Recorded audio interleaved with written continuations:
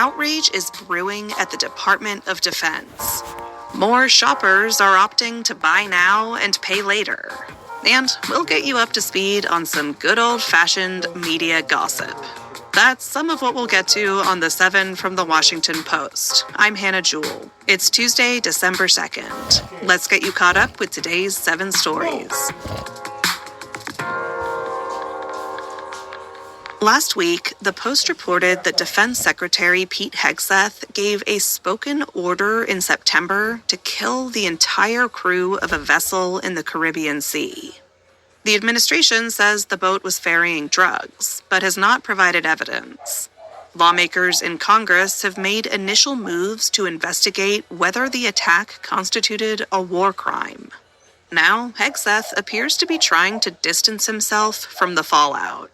White House Press Secretary Caroline Leavitt acknowledged yesterday that Hegseth had authorized the attack. But she also drew attention to someone else, Admiral Frank Bradley, who oversaw the operation.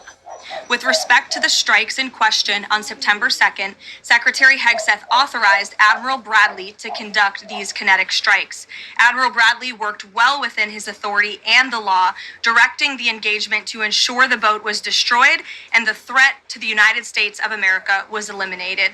Those remarks sparked a furious backlash within the Defense Department.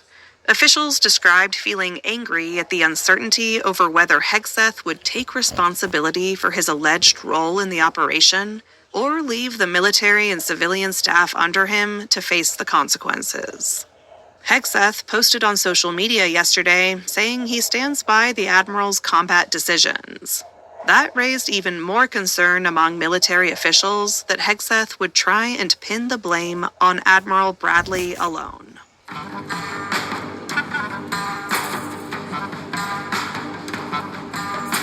An appeals court ruled that President Donald Trump's appointment of a prosecutor violated the law. That's number 2. Alina Habba is Trump's former personal attorney who he picked to serve as the top prosecutor in New Jersey. But a federal appeals court ruled yesterday that Trump unlawfully maneuvered to keep Habba in that position, bypassing Senate confirmation. The decision applies only to Habba's appointment, but it could have far-reaching implications. Other controversial Trump appointments made use of similar methods and have been challenged nationwide. The legality of Habba's appointment is likely to be settled by the Supreme Court. Number 3. New details reveal how the D.C. shooting suspect struggled to adapt to life in the U.S. Rahmanullah Lakhanwal is the suspected shooter of 2 National Guard members last week near the White House. One of them has died and the other is in critical condition.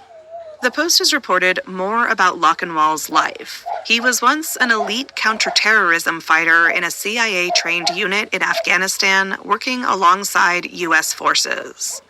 He quickly gained a reputation as a stellar soldier, working in one of the most dangerous parts of Afghanistan. But like many Afghans who came to the U.S. after its withdrawal from Afghanistan, he appeared to struggle to adapt to his new circumstances. According to the Post's reporting, he refused to take many of the entry-level jobs available to him as a recent immigrant. The full story of Lakhanwal's journey from a trusted U.S. battlefield ally to the suspected shooter remains unclear. So-called everywhere chemicals still threaten your health despite decades of warning signs. That's number 4. More than 40 years ago, scientists were awakening to the potential dangers of phthalates. Those are a class of chemicals widely used to make plastics soft and pliable. As plastics became a way of life in the 20th century, phthalates made their way into nearly every human being on the planet. Yet, even as the dangers became more evident, the FDA, EPA, and other U.S. government regulators made only piecemeal efforts to limit their use. This inaction allowed companies to continue to churn out millions of tons of phthalates for plastics manufacturing. Today, most people are exposed to phthalates when they eat. They also enter the environment through products including medical equipment, cars, cosmetics, and cheap plastic goods. Phthalates have been linked to a variety of serious health conditions, including premature birth and infertility. This morning, the Post published a report after speaking to 14 current and former regulators at the FDA and EPA. They blamed an institutional culture based on weak laws and a fear of litigation for why they did not ban or restrict these chemicals.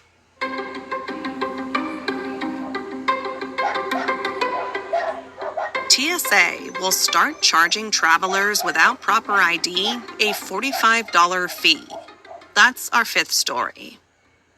Earlier this year, a new rule came into effect requiring travelers to have a passport or a real ID to fly.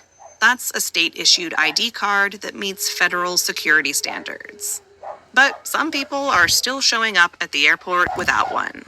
On February 1st, a new system to verify passengers who are not carrying a real ID or passport will go into effect. Yesterday's announcement from TSA urged those travelers to pay the fee online before traveling. But people should be warned that even if they've paid the fee, getting past security without real ID is not guaranteed. So you should probably save yourself some time and money and go and get one.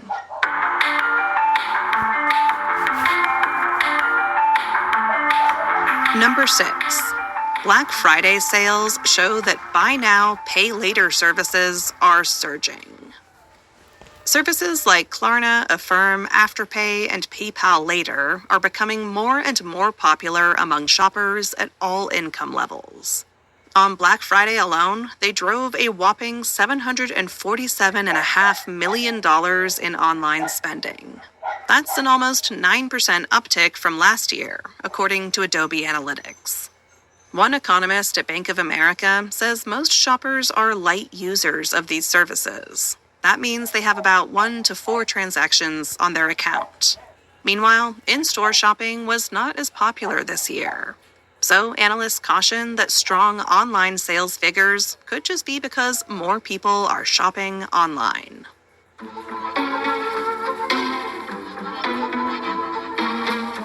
And at number 7, it's a big day for enjoyers of media gossip. When you're in the media and there's news about the media, it's important to ask yourself, do normal people actually care about this? Well, I'm pretty confident this story is bonkers enough for normal people to enjoy. To catch you up, Olivia Nuzzi is a star political journalist who left New York Magazine last year. She parted ways with her employer after the news broke of her romantic entanglement with Health Secretary Robert F. Kennedy Jr. That's a big no-no, journalistically speaking, since Kennedy was a source and a subject of Nuzzi's reporting. Nuzzi's memoir, American Canto, is out today.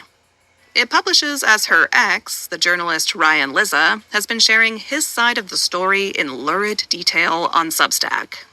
As for Nuzzi's side, our reviewer says American Canto is largely short on juicy new details, and says that Nuzzi doesn't do quite enough to atone for serious ethical breaches.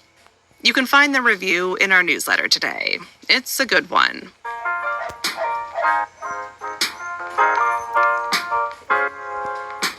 All right, you're all caught up. Today is Giving Tuesday, and I have the perfect recommendation for your next listen. The newest season of Try This is out now. It's all about giving. This is a 2-part course examining what it means to be an altruist, how you can build up your altruism like a muscle, and plan for it in your budget. The first episode is out now. Find Try This wherever you listen to podcasts. I'm Hannah Jewell. I'll meet you back here tomorrow. With that being said, ladies and gentlemen, please like, comment, share, subscribe, and enjoy. For more legal breaking news that you need to know about, thank you for tuning into this morning's briefing for Tuesday, December 2nd, 2025. I will see you back here soon for our second legal breaking reporting video analysis update.